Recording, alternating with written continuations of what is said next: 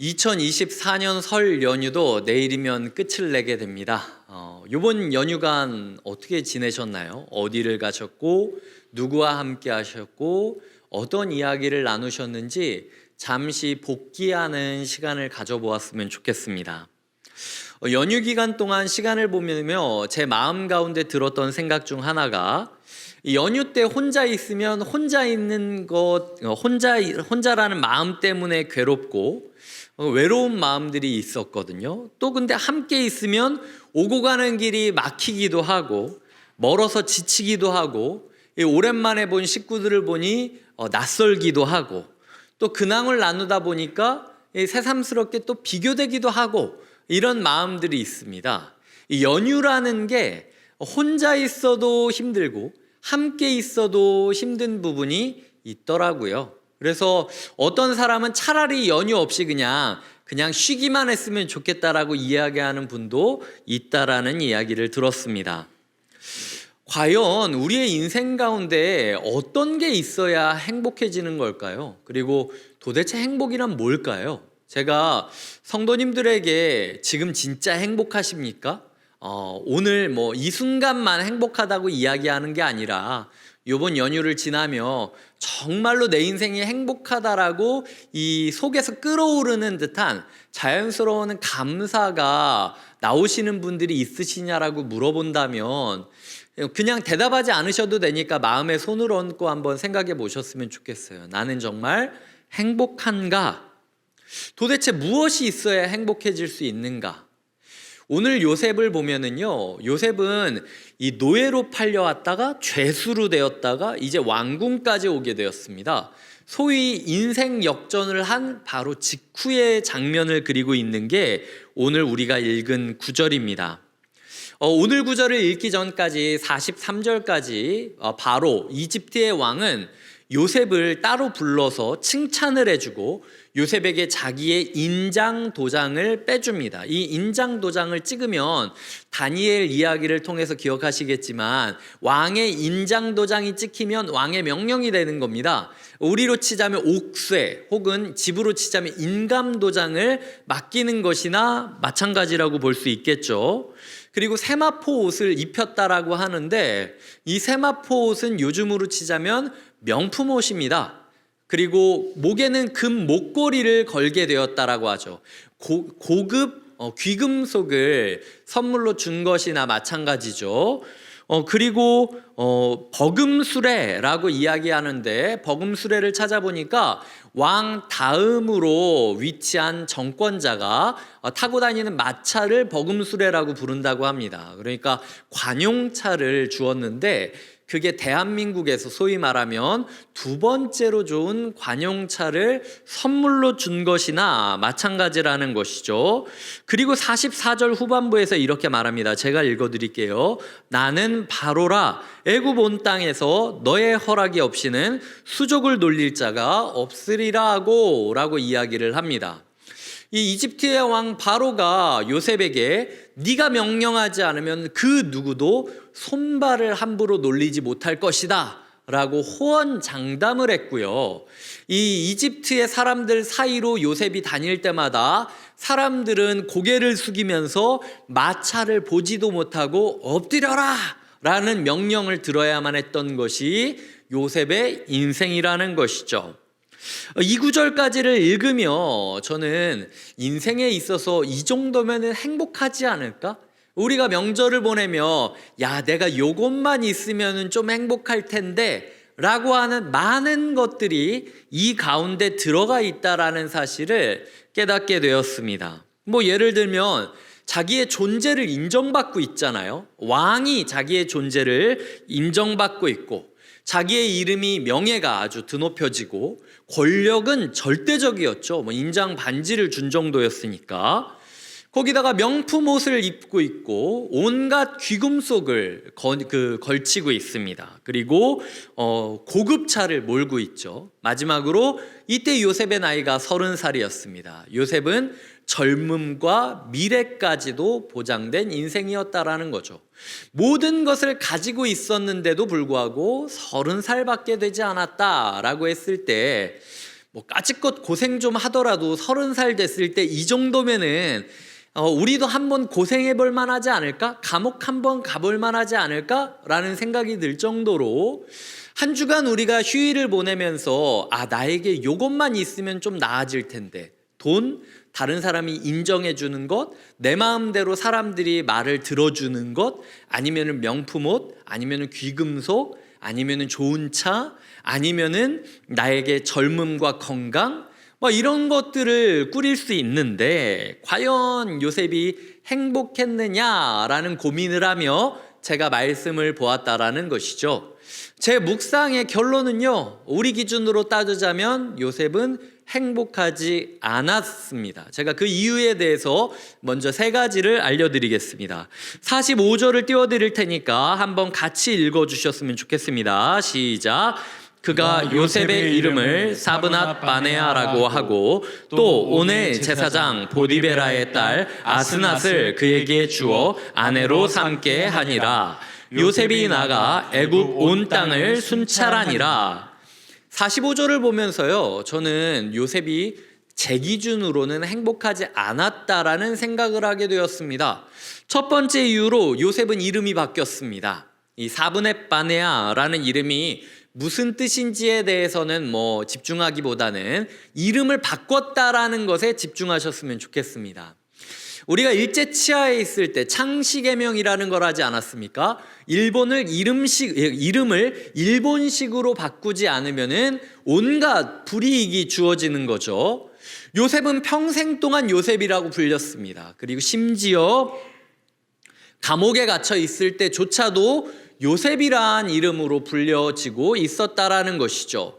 하지만 지금 이 순간 사람들이 모두 요셉을 가리켜 요셉이라는 히브리식 이름이 아니라 사브낫 바네아라는 이집트식 이름으로 불려지며 살아야 했다라는 것이죠. 이전까지의 과거는 지워지고 자기를 다른 정체성으로 사람이 부르는 것을 감당해야 했다라는 겁니다.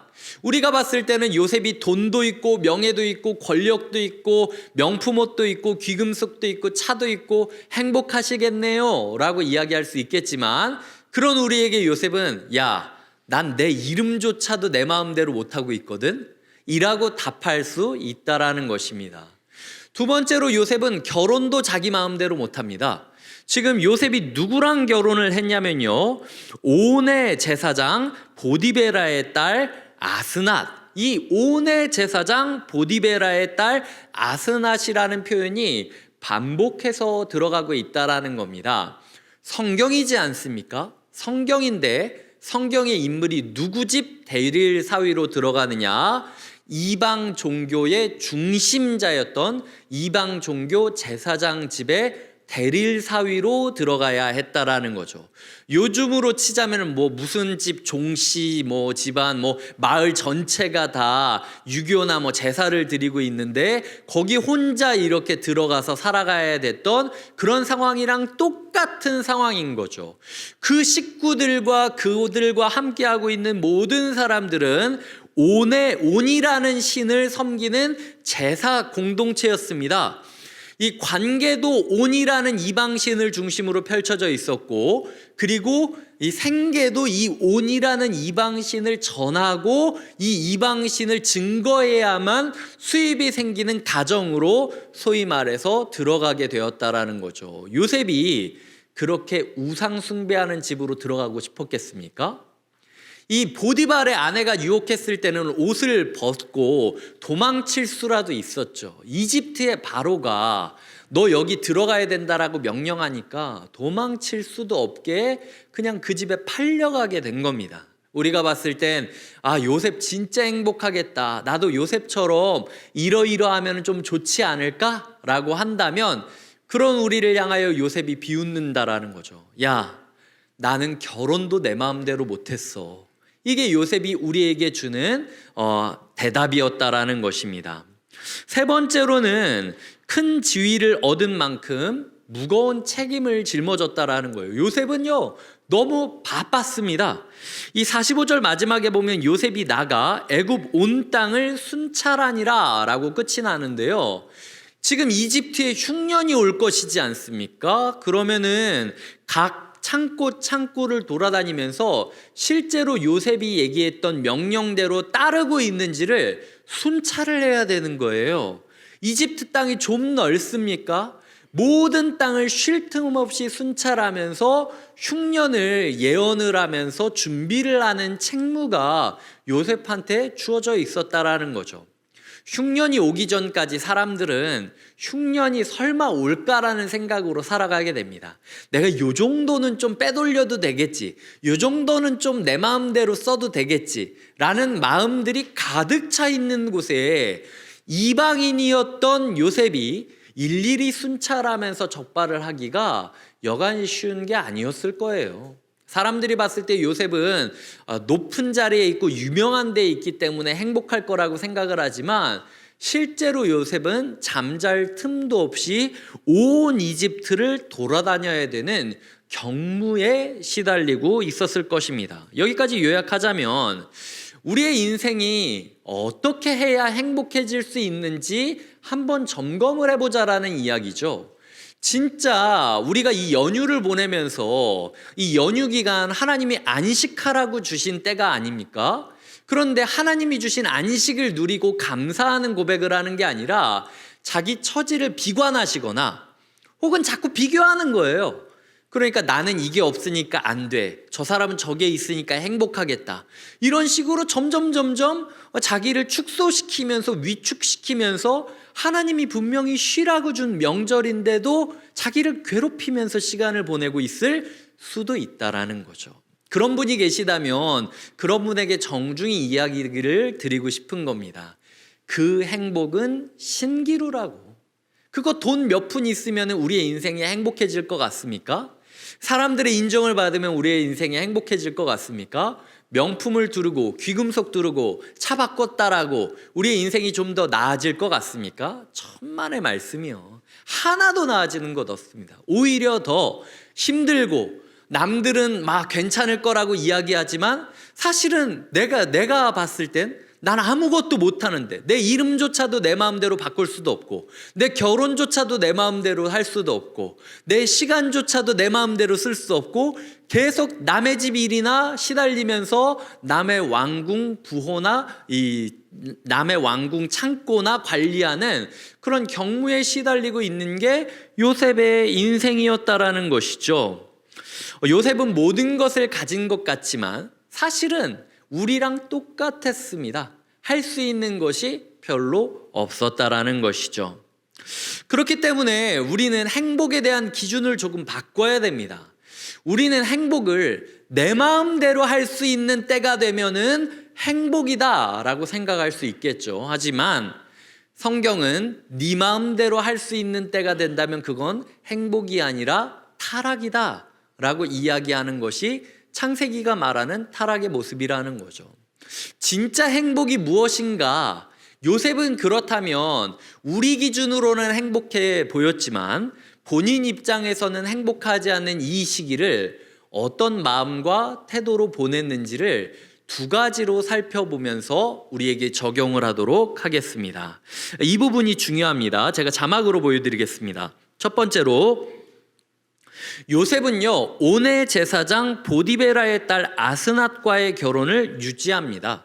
그리고 그 유지한 그 여인과의 사이에서 두 아들을 낳았다라는 사실을 기억하셔야 됩니다. 그러니까 이거를 우리에게 적용하자면 주어진 삶이 어떤 삶이든 우리가 그 주어진 삶에 충실해야 된다라는 것이 요셉이 우리에게 주는 교훈이라는 것이죠. 두 번째로, 하지만 요셉은 두 아들의 이름을 이집트식으로 짓는 것이 아니라 히브리식으로 짓습니다. 그렇기 때문에 이걸 통해서 신앙과 사랑을 지키고 이어가기 위해서 끝까지 저항하는 모습을 보였다라는 거죠. 하나님이 주신 현실에 최선을 다해서 순응하면서 묵묵히 걸어갔지만 하지만 그럼에도 불구하고 하나님을 사랑하고 하나님이 주신 사람들을 사랑하는 것에는 타협하지 않고 원칙을 고수했던 그의 삶을 저는 거룩한 저항자라는 표현으로 설명하고 싶어요. 요셉은 거룩한 저항자로서 살아갔던 겁니다. 이제 이 두 가지에 대해서 제가 이제 설명을 드리겠습니다. 요셉이요, 결혼을 또 하려고 생각했다면 또 할 수 있습니다. 왜냐면은 당시 이제 원치 않는 결혼을 한 것이지 않습니까? 그렇다면은 굳이 뭐 예를 들어 내가 히브리 여인이랑 결혼해야겠다라고 마음을 먹으면요, 이집트 총리입니다. 뭐 주변에 있는 이집트 안에 이미 있는 여인 중에 자기랑 똑같이 노예로 팔려온 히브리 여인들이 있을 수도 있지 않습니까? 그런 여인들이 있다면 나에게 데려와라 명령했을 수도 있고, 그러면 아부 떨려는 사람이 얼마나 많은데 안 데려왔겠습니까? 소위 말해서 없어도 잡아와서라도 데려다 바쳤을 것이 당시 사람들의 마음이었을 거라는 거죠. 하지만 요셉은 이런 상황에서도 자기의 배필이 되었던 아스낫을 바라볼 때에 넌 원치 않는 사람, 너는 이방 여인, 그러니까 너는 쓸모없어, 너는 이제 버려, 우리는 정략 결혼이야, 이런 식으로 내친 게 아니라 하나님이 뜻이 있겠지, 이 상황 가운데 당신과 함께 하신 이유가 있겠지라는 마음을 가지고 일부 일처제를 유지하고 있었다라는 것이 저한테 굉장히 놀라운 지점이었어요. 왜냐하면은 유대인들은 모계 사회입니다. 현대 유대인들 가운데 네 엄마 유대인 아니라며 이게 욕이에요. 그 정도로 유대인들은 모계 사회고, 나중에 후대 문헌을 보면 어떤 이야기까지 있냐면 아버지가 유대인인데 어머니가 이방인이면 그의 아들들은 유대인이냐 아니냐, 유대인일 수도 있고 아닐 수도 있다. 하지만 유대인의 엄마로서 태어난 아이면 아버지가 이방인이라 할지라도 무조건 100% 유대인이다 라는 이야기를 할 정도로 이 유대인들은 엄마가 누구냐에 대해서 굉장히 중요하게 생각하고 있고 모계 중심적 사회였거든요. 그런데 자기의 신앙을 이어가기를 꿈꾸고 있던 요셉이 시작부터 단추가 엇갈려졌는데도 불구하고 그 아스낫이라는 여인을 너는 정략 결혼이니까 절로 가라 라는 식으로 내쳤던 것이 아니라 끝까지 그 여인을 만나게 해주신 하나님의 뜻을 신뢰하면서 어떻게든 이 상황 가운데 믿음의 가정을 세우려고 노력했다라는 것. 결국은 그래서 학자들조차도 요셉의 다른 아내는 없었다라고 이야기할 정도로 주어진 가정에 충실했다라는 것이 요셉이 살아갔던 교훈이라는 거죠. 게다가 지금 남의 나라지 않습니까? 나는 이미 할 거 다 했어요. 이집트의 총리까지 됐고 적당 살아도 이제 조금만 남겨도 바로가 뭐 나 그렇게 욕하겠습니까?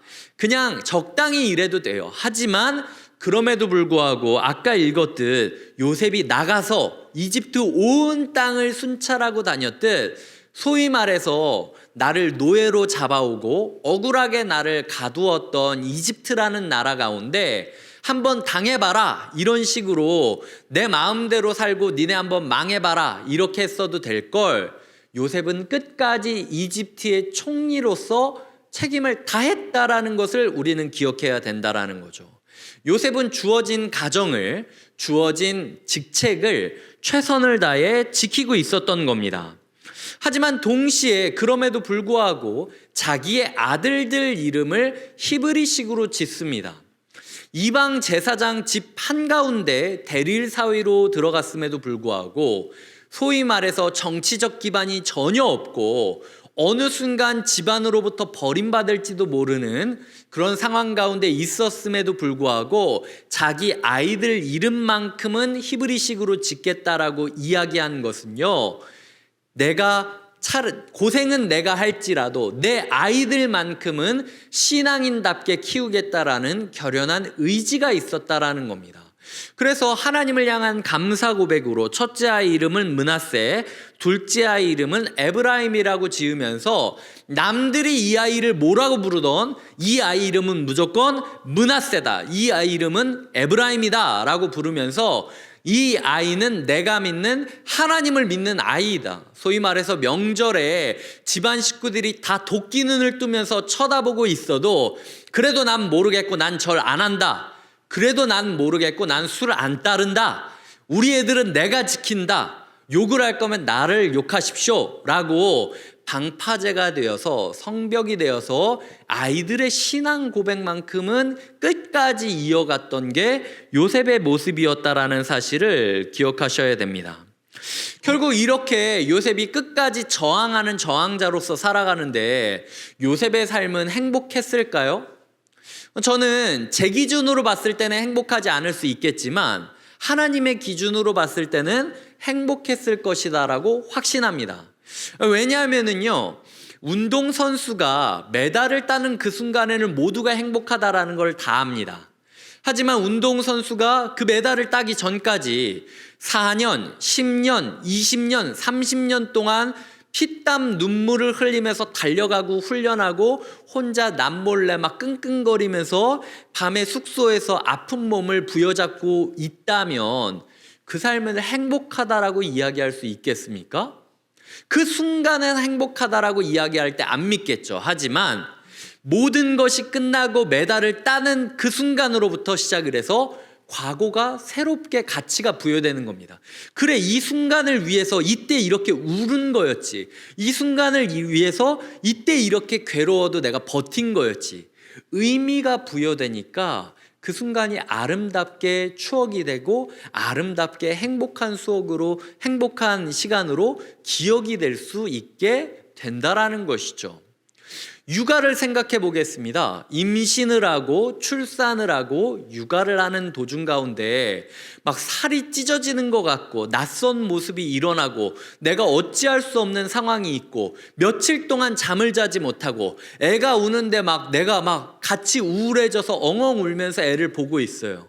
이런 육아를 하고 있는 분한테 행복하냐라고 물어보면 행복하다라고 이야기할 수 있겠습니까?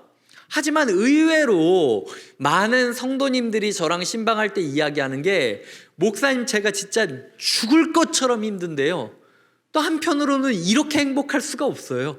왜냐하면 너무 막 나를 미치게 하는 이 아이가 어느 순간 까르르 한번 웃는 것만으로도 내 속에 그냥 싹 씻겨져 나가는 것 같은 느낌을 갖게 된다라는 거죠. 그래, 내가 이렇게 힘들었어도 너 얼굴 하나 보면서 내가 버틴다. 이게 결국 내가 겪었던 그 고통과 눈물과 외로움이 이 아이라는 열매를 얻게 됨으로써 모든 게 다르게 해석되는 것이 인생이라는 거죠.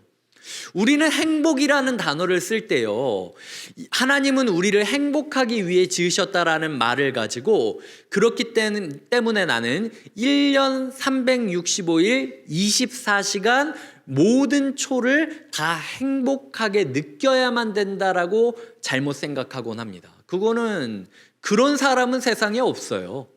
중요한 거는 모든 게 끝나고 났을 때 내 삶이 의미 있었다라고 가치가 부여되느냐, 모든 것이 끝났을 때 내 삶이 후회 없을 정도의 고귀한 열매가 맺혀 있느냐를 가지고 인생의 행복을 평가하는 것이지, 지금 이 순간 내가 행복해야만 한다, 내 인생은 그래야만 한다라고 너무 자기를 이렇게 채찍질하면요, 우리가 어느 순간 공허감과 괴로움에 빠질 수밖에 없다라는 거죠.